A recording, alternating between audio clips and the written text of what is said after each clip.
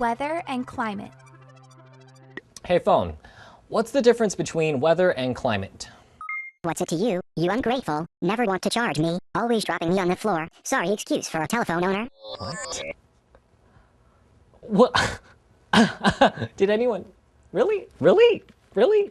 Oh, okay. Yeah. Hey, how about an answer from a human? Weather is the condition of the atmosphere at a particular place and time. Like if I said, today in Missoula it's raining, I would be telling you the weather. Climate, on the other hand, is the general type of weather that a place has over a long period of time. Like if I said Ireland is mild and moist or Fiji is hot and humid, I'd be telling you about climate. Let's compare climate to clothes. If we say that Sandra dresses punk and Anne-Marie dresses preppy, that's kind of like saying that Ireland's mild and Fiji's hot. We're talking about the girl's general style, just like we're talking about the place's general weather condition or climates. But if we observe that today in particular Sandra is wearing a hot pink fishnet tee over a shiny tank, or that Anne-Marie is wearing Argyle knee socks, this is more like talking about weather. We're talking specifically about what's happening with the girls' outfits today. I'm sorry, but can we please talk about those socks? Is she for real? Weather and climate. Weather. The weather tells us what's going on in the skies at a specific time and place. Like, it's raining in Seattle right now, or it's going to rain in New York tonight, or it's supposed to be sunny and warm in Tokyo next week. When we flip on the Weather Channel to get the current weather conditions, we are provided with information like temperature, humidity levels, precipitation, and wind. These are all conditions of the atmosphere. Weather conditions have a lot to do with water. So if you're wondering about the weather, try asking yourself, what's water up to? For example, you know when the air feels kind of sticky and damp and makes your hair get all frizzy? That's humidity. Humidity is a measure of how much water vapor is in the air. And then there's clouds. As warm water vapors rise off the ocean and into the sky, it cools and forms into clouds.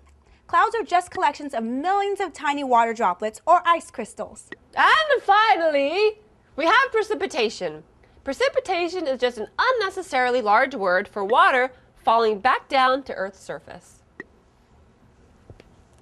Precipitation can be rain, snow, sleet, or hail. Next time you're watching TV, you might also hear the weather person say something like this.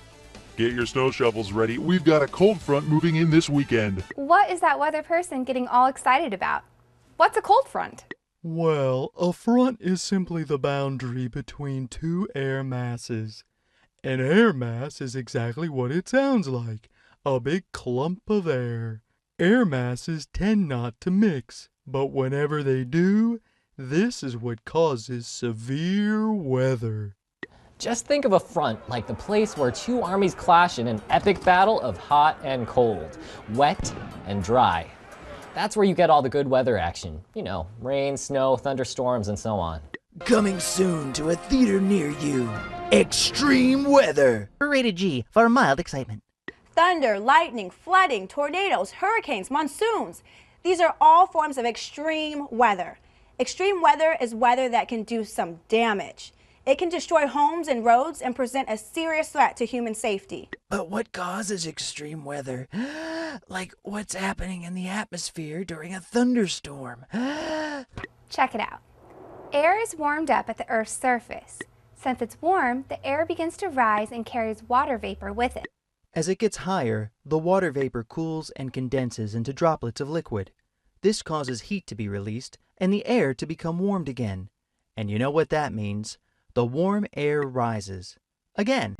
Then it cools again, condenses again, and warms the air again. This process repeats itself over and over again, and soon you end up with a big old thundercloud way up there in the atmosphere. This type of cloud is called a cumulonimbus cloud. By the way, once the water vapor rises high enough into the atmosphere, it starts condensing all the way into ice instead of just water. When the clumps of ice in the cloud get heavy enough, they fall through the cloud and come crashing down on your roof as hail. Otherwise, they melt into humongous raindrops and soak you through to your socks. The storm rages on until the cloud has dissipated. Hey, don't forget about thunder and lightning. Those are my favorite parts of a storm. Well, you know, thunder is just the sound we hear when we see lightning. But what's the deal with lightning? I mean, what is it? Lightning is a discharge of electricity from the cumulonimbus cloud. But you know what I heard? I heard that scientists don't really know where lightning comes from. Actually, that's sort of true. Scientists aren't 100% sure what the deal with lightning is. It's got something to do with all that water and ice rubbing against each other up in the cloud. Like, you know when you rub your feet against the carpet enough to create an electric spark? It's kind of like that. At least, that's the idea.